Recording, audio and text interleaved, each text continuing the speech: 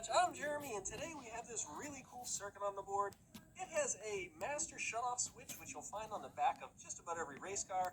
It has an ignition switch, a neutral safety switch, a super common GM alternator, a solenoid to turn on and off a fuse panel, a starter solenoid, a starter itself, even a few diodes, and it all works. Now I'm going to show you how I did it.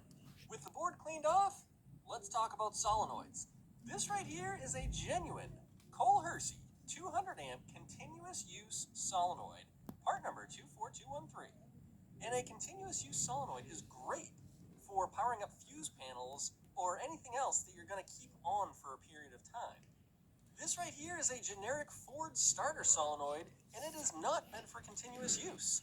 It is just meant to turn the starter on and then let it turn off again.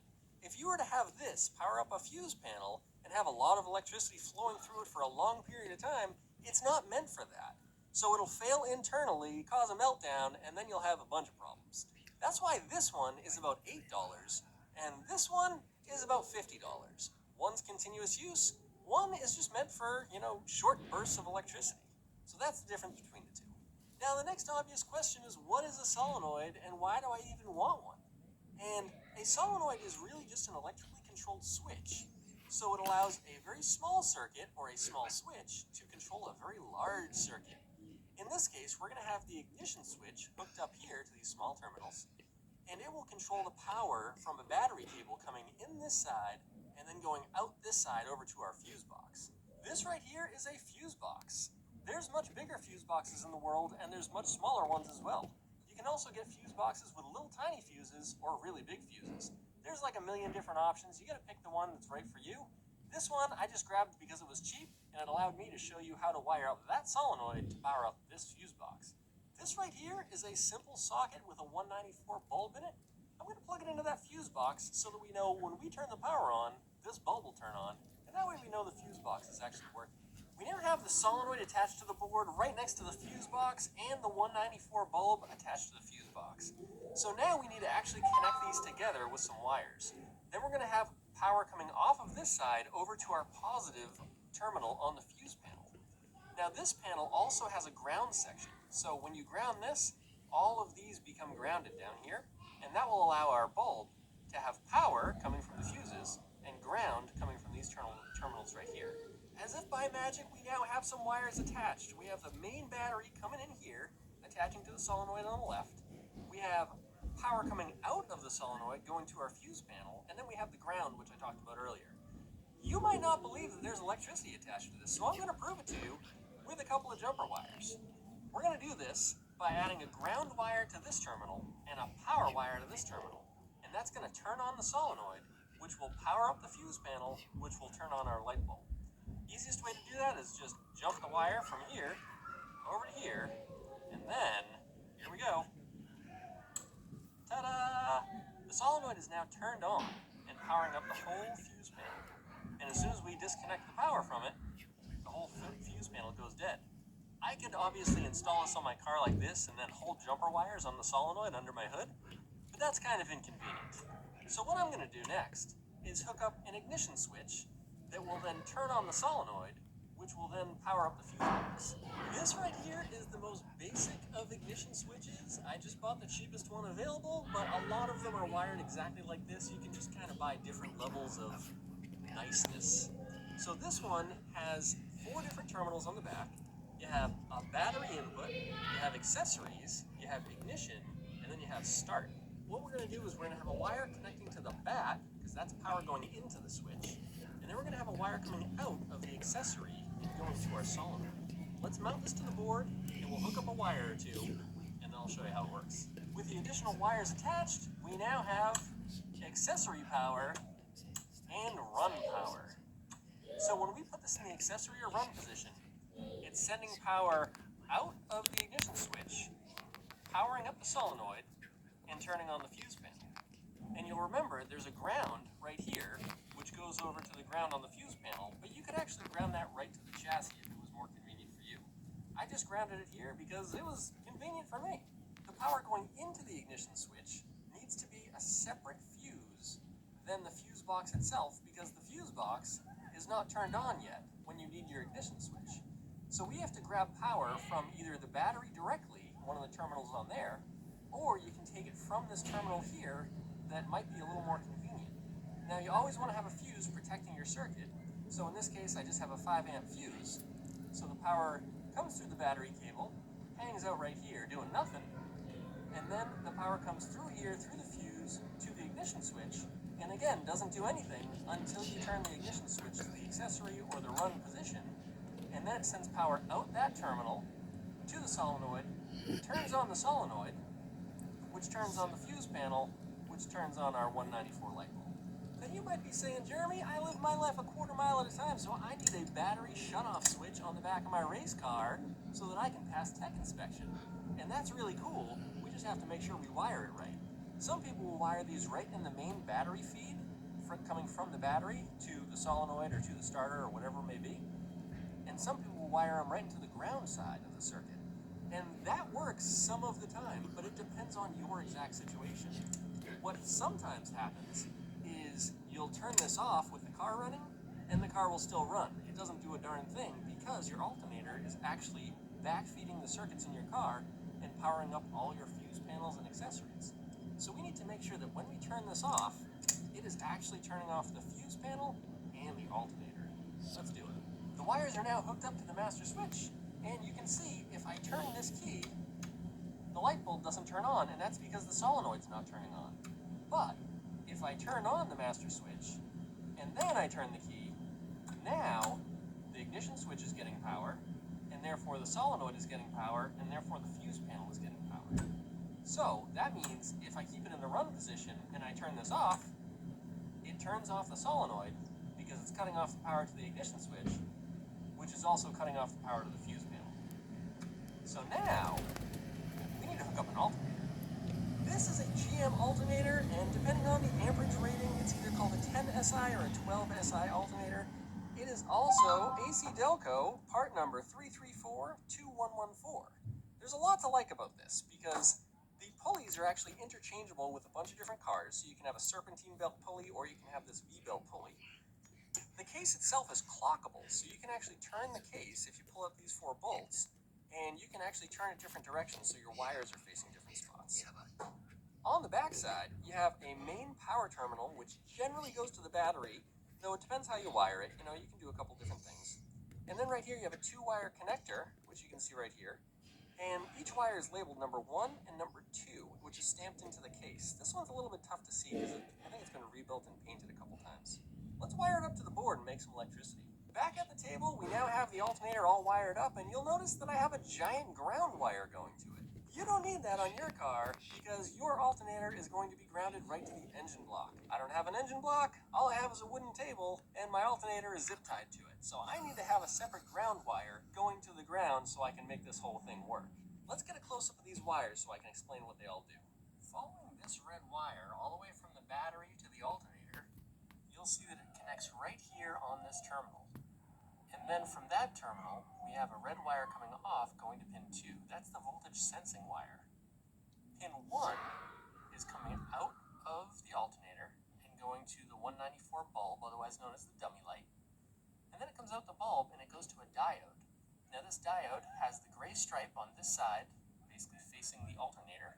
And normally these are covered with shrink wrap or some sort of protective wrap. And this one I just left off because I wanted you to see it and what it was. Then we have the power coming over here, which connects to this. Normally this fuse box is actually sending out power over to the bulb. But then the alternator is also sending out power out that. So therefore, there's no ground on the light bulb and it doesn't light.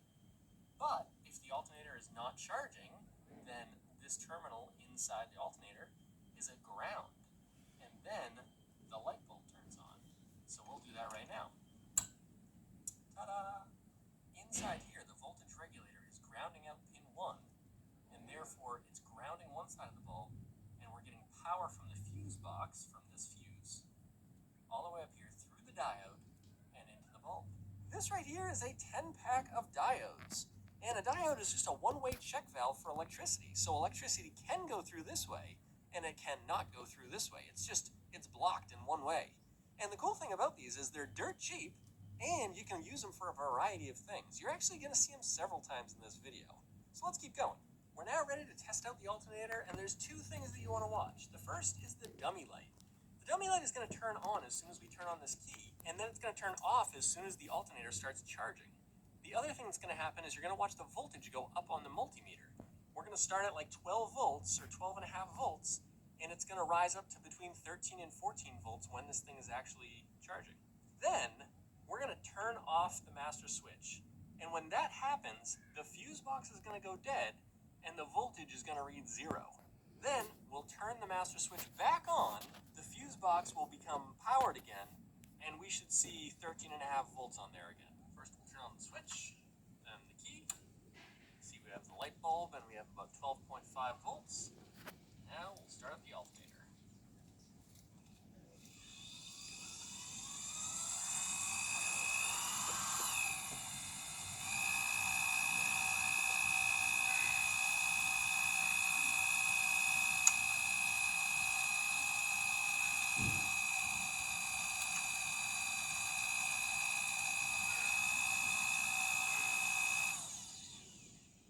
Now, one thing that you might have noticed when we did that was that the alternator was still charging and the bulb was out when this was turned off. And that's totally fine as long as the fuse panel's dead.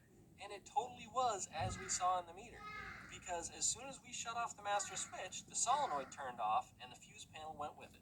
Now, you might be wondering what is going to happen if I don't have a diode in that wire. And of course, I'm going to show you that too. We've now replaced the diode with a piece of wire. So this time around, when we spin up the alternator and turn off the master switch, we're not going to see 0 volts here. We're going to see like 5 or 7 volts or something, because the alternator is going to be kicking out some extra voltage through this wire, and it's going to backfeed the fuse box. So let's turn it on and see what happens. We've got the light on. We've got almost 12 volts. Now let's spin this up.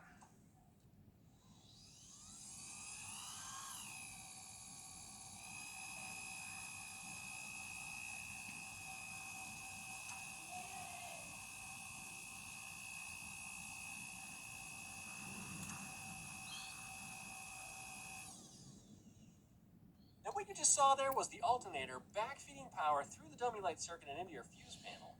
And it gave the fuse panel about 7 volts even with this switch off and with this solenoid off. That's not a good thing, because if your ignition system for your engine is running off this fuse panel, it's probably going to keep your engine running with this switch off, which is not how you pass a tech inspection at the racetrack. You need to have this circuit completely dead so it turns off your engine when you flip this switch. And that is why we use a diode in the dummy light circuit. Now, I'm just a random guy on the internet, and I don't have an electrical engineering degree, but I can read, and I read that you should always put a diode across a solenoid just like this. Apparently, the reasoning is because there's a whole lot of power flowing through that solenoid, and that creates a magnetic field. And when you turn off the power all of a sudden, the magnetic field collapses, and all that energy has to dissipate someplace. Having this diode right here allows that energy to dissipate in the right places, and that extends the life of the solenoid. Now, I'm not an expert in this area, so feel free to correct me down in the comments. This right here is an extremely typical starter that you'd find under most hoods these days. It's got the solenoid on the top, it's got the motor on the bottom, and of course the gear that kicks up and grabs your flywheel. It's got 3 terminals on it, 2 large ones, 1 small one. 1 large one goes to the motor itself, 1 goes to the positive battery terminal, and then the little guy right here attaches to your ignition switch, so when you turn the ignition switch, it activates the solenoid and it tells the starter motor to spin. Let's add this to the board, and we'll make it work. We now have the starter mounted to the board, and we've added 3 wires, but you only need 2 of them. The one wire that you don't need is this giant ground wire that's cruising down here. I set that up just like I did this one, because I don't have an engine block to bolt these to. But your starter will be mounted right to your engine block, and therefore it'll be grounded automatically. Now, the other 2 wires I added are this large one coming from the solenoid up here, and all that's doing is just jumping power from the battery terminal. So we have the battery post right down here. It comes up, attaches itself to this, and then this goes right to here. So it's just straight battery power all the way to the starter. Then we've added this wire right here from the ignition switch, straight through here and over to the solenoid on the starter. So that means as long as we have our main power on, and we turn this to the start, you can see our starter works. That's great, except we're missing one thing. Book a reliable logbook service at Midas. And don't paint through the nose.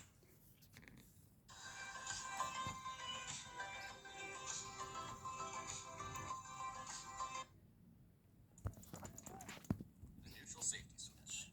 Now when I say neutral safety switch, I really meant clutch switch or neutral safety switch. One would be automatic, one would be manual transmission. And they really do the same thing.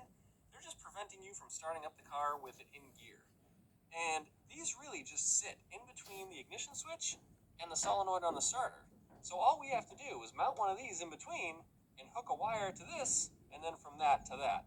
So let's do that and I'll show you how it works. We now have the neutral safety switch in place, and of course we have to test it out, so we're going to turn on the master switch, and then we're going to turn the key and try and start it. But nothing's going to happen because we need to activate the neutral safety switch. Here we go. Alright, so now we know it works. So let's talk about how it's wired. Before, we had a wire going straight from this terminal right up to this center post on the ignition switch. But we've changed that. Now we have this wire coming from that solenoid up here to the neutral safety switch, and then we have another wire coming off the neutral safety switch in yellow that goes to the terminal on the back. So we basically just chopped that wire in half and put a neutral safety switch in between.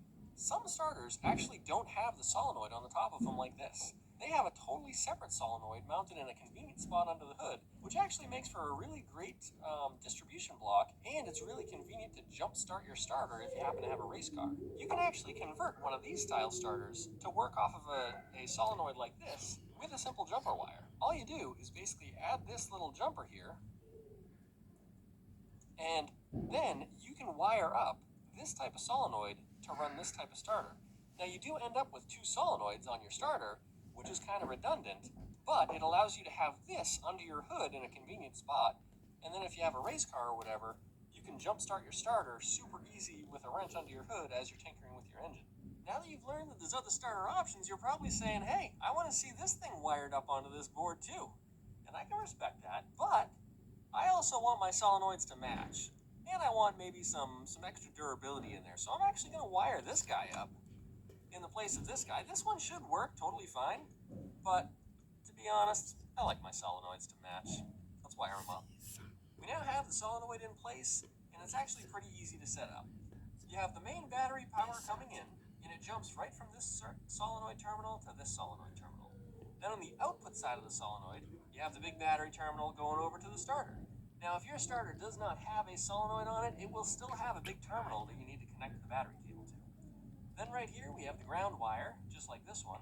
I have them both going to the fuse box here because there's a good ground right here, but you can actually ground those right to the chassis. And then the only other difference is this wire coming off the neutral safety switch.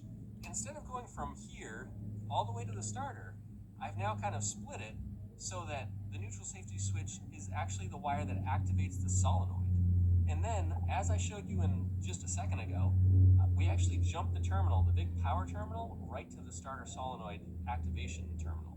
So now, if we turn this on, we turn the key on, we get nothing without the neutral safety switch. But with the neutral safety switch, we have a good running starter. Now, the astute viewers in the audience may have noticed that the gear on the starter actually stays out for like an additional second for some reason. So watch this. See how it stays out that extra second? There's a way to fix that. And of course, it's a diode. That's right, folks. So if you put this diode in place of this jumper wire right here, you can actually make this starter gear come in faster again, because you're not holding voltage in the solenoid any longer. Let's swap it in and I'll show you the difference. Now this isn't the prettiest jumper wire I've ever made in my life, but watch this. You see how much faster the gear comes back in? That's just because there's that extra voltage, much like our dummy light wire had, that's just kind of hanging out in this cable until the motor stops spinning. Then as soon as it stops spinning, the voltage is gone and the gear comes back in. But the diode shuts that off immediately, so therefore the gear comes back in. Let's watch it again. You see the difference there?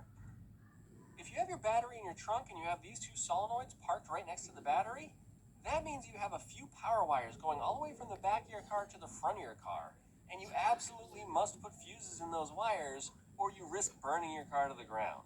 One of those wires goes from your solenoid up to your starter, and it's obviously a large wire, which means you need a large fuse. This is called a mega fuse, and the amperage rating for the fuse will actually be dependent on your starter itself, so you need to know how many amps your starter is drawing to choose the right fuse. I have a whole video about choosing the right fuse size for different applications. I'll link that down below. But one other thing that you want to know about fuses is you want to have them as close to the battery as possible. So this fuse should be as close to this solenoid as possible. So if this solenoid is mounted in the trunk next to the battery, then you want this right there in the trunk with them. And that applies to all of these wires that I'm going to talk about right now. The alternator is next, and we obviously have a wire going from this positive terminal all the way back to the positive terminal on the battery in the trunk. And this is kind of a weird scenario where it makes sense to have a fuse on both ends of the wire. So you'll want one in your engine bay as close to the alternator as possible, and then in your trunk next to the battery as close to the battery as possible. And that way the wire is protected on both sides because your alternator is making electricity just like your battery is holding electricity. So we always want to protect from both sides for that situation. The amperage size of those fuses will be dependent on your alternator itself. So the larger your alternator, the more amperage it puts out, the bigger your fuse needs to be. There's also the fuse panel. And if you mount this in the front of your car, then you're going to have this long length of wire right here, which you're going to want to put a fuse in. The fuse size will again depend on how big your fuse panel is and how many amps it's drawing. If you enjoyed this video, go ahead and like it, and if you want to see more, definitely subscribe. I appreciate you watching, and maybe I'll see you on the next one.